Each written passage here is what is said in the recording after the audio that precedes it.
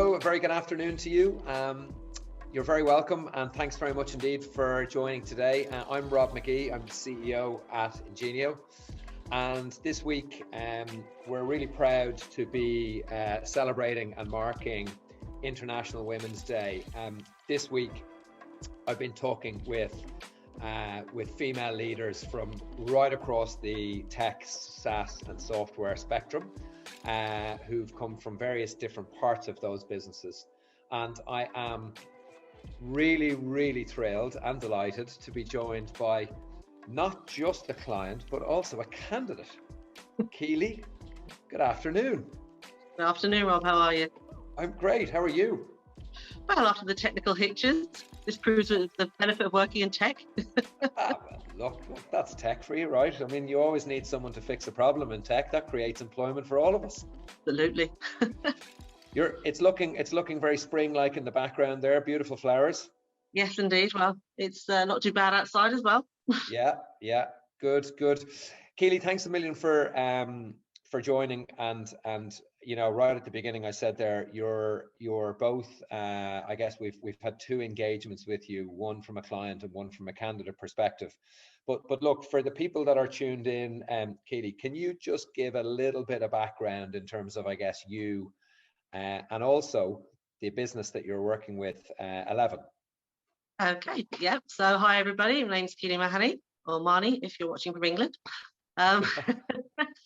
So I'm the services director at 11, and for those who don't know, 11 is a specialist consulting and solutions company, and we are passionate about providing our clients the ability to deliver exceptional customer experience.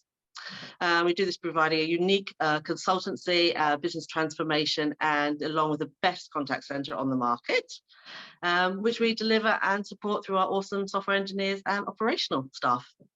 And somewhere in there, I fit in. So where do you fit in? What does a services director in a business like that do, Keely? So I am the main point of contact for all of our top clients, be that for a contract negotiation, when they've got a problem, if they've got any requests. I'm the interface between the business of 11 and the top clients. So they pick up the phone or they drop me an email, and they don't have to chase around the business to find out who to speak to. That's my job. Gotcha.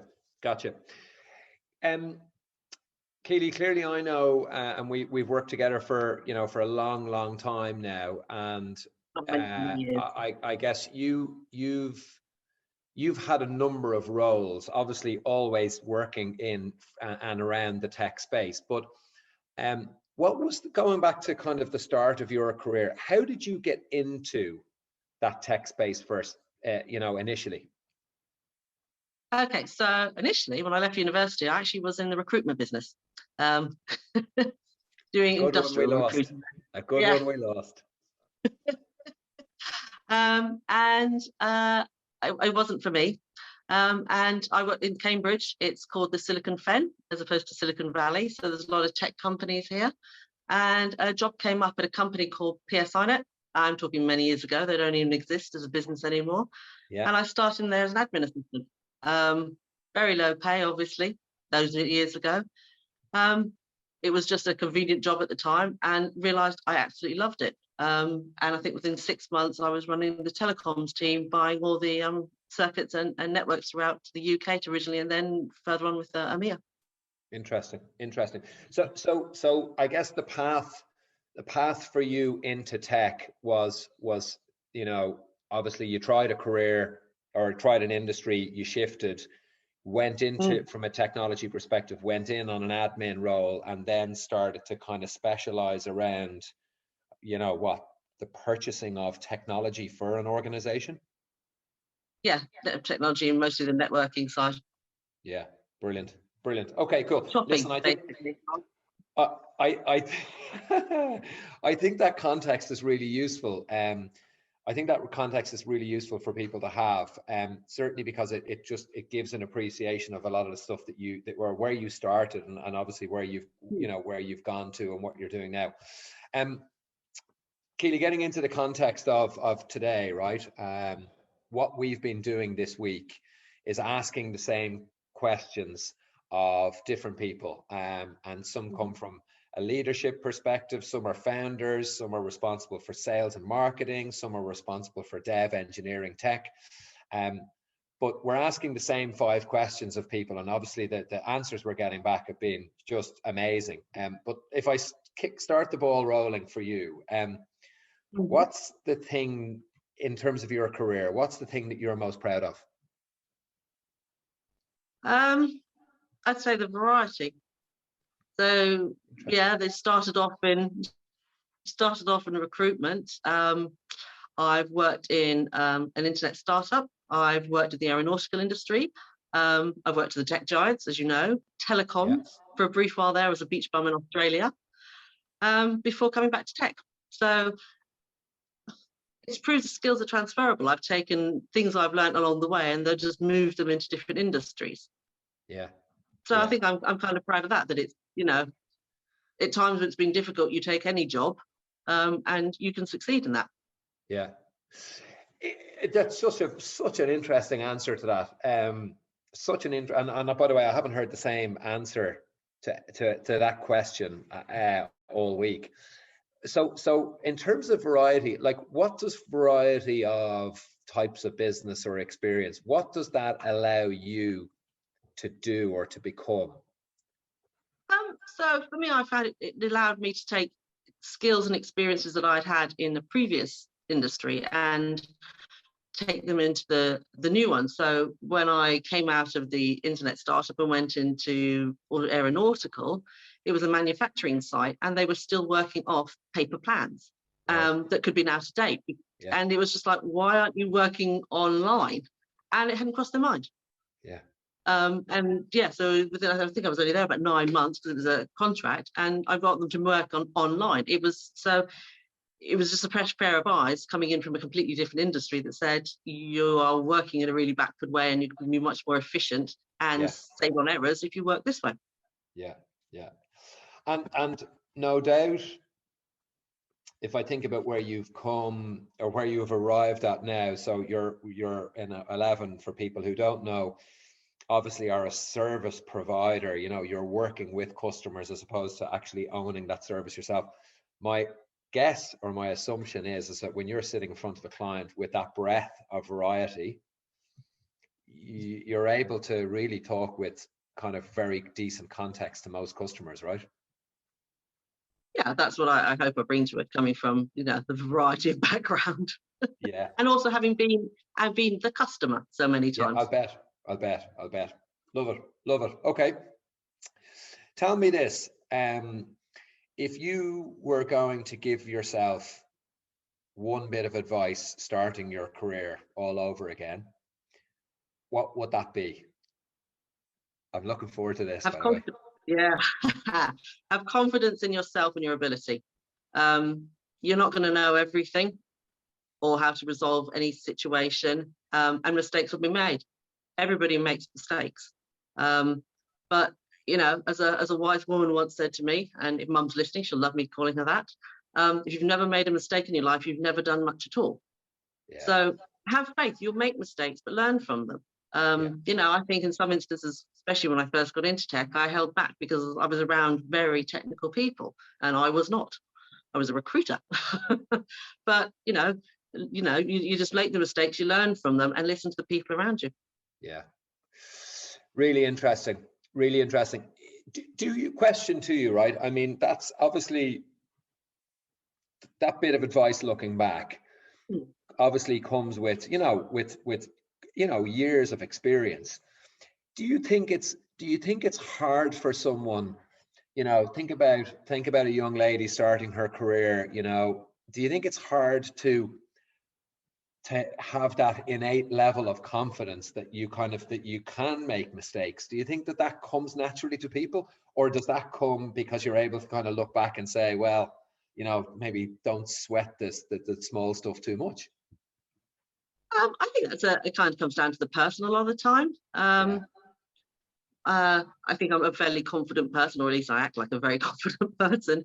And also the environment you're in. If you know, I guess when I was starting up, you know, when I'll give away my age, but tech wasn't that, you know, old.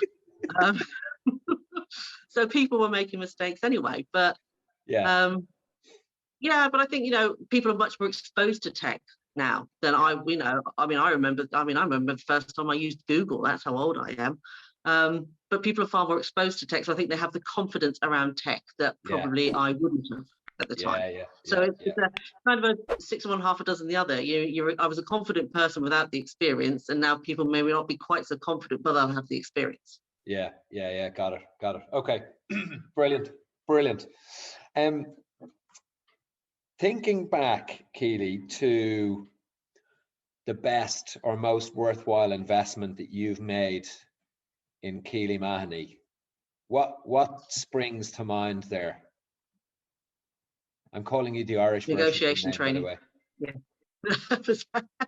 Negotiation training. I was years ago, again at PSINet, I was sent on this weekend-long course, which I really hated because I was young and I wanted to be out, with a load of sales guys, and I didn't see the relevance in my role. I was admin at the time, and just this morning I was using the skills I learned from there.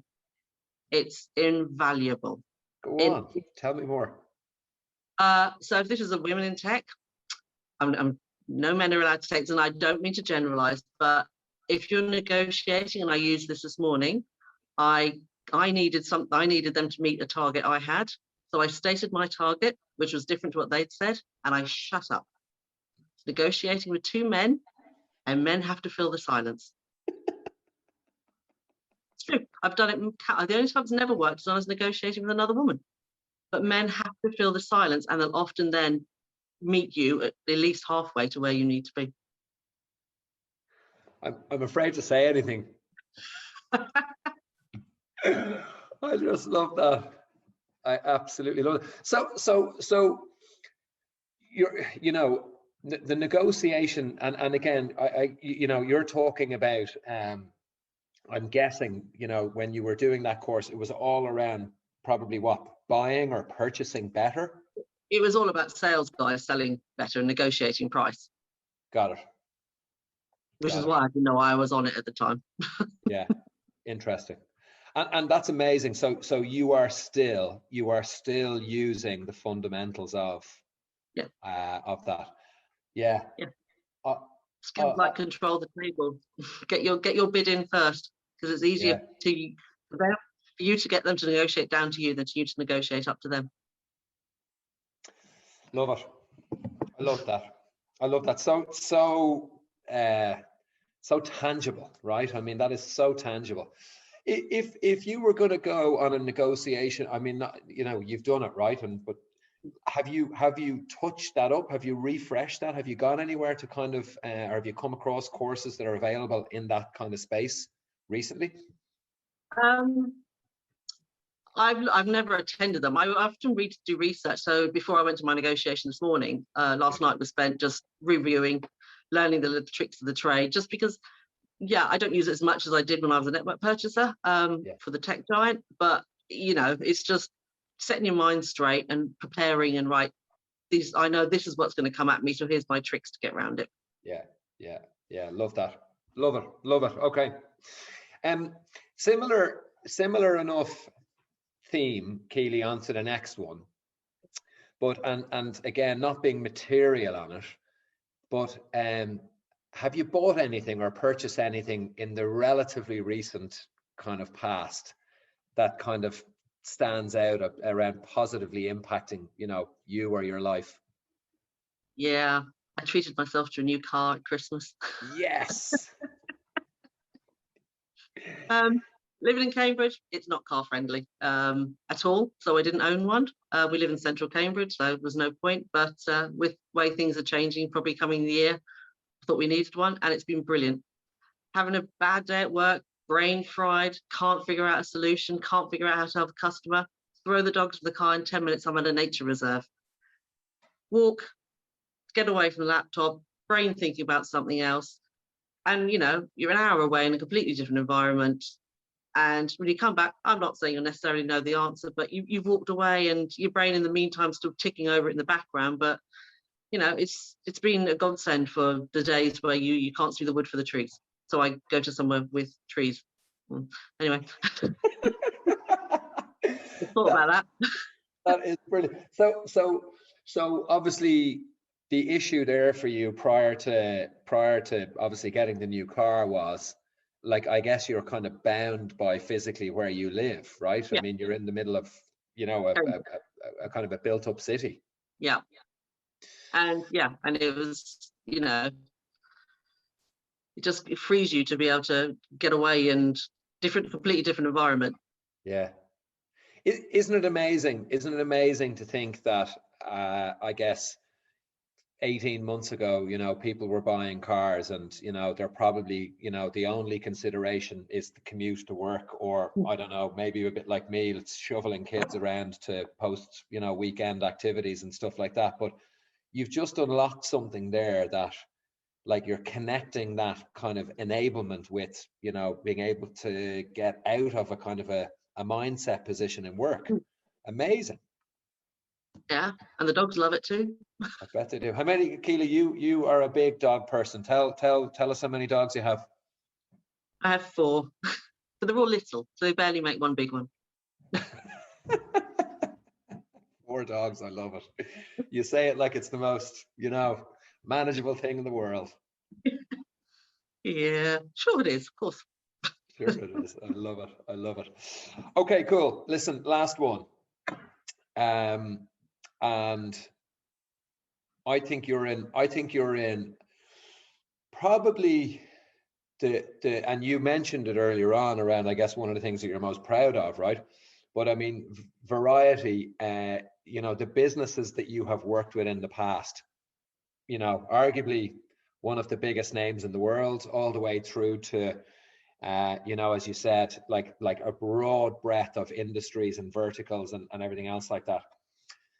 What is that one magic tip to everyone who's tuned in watching?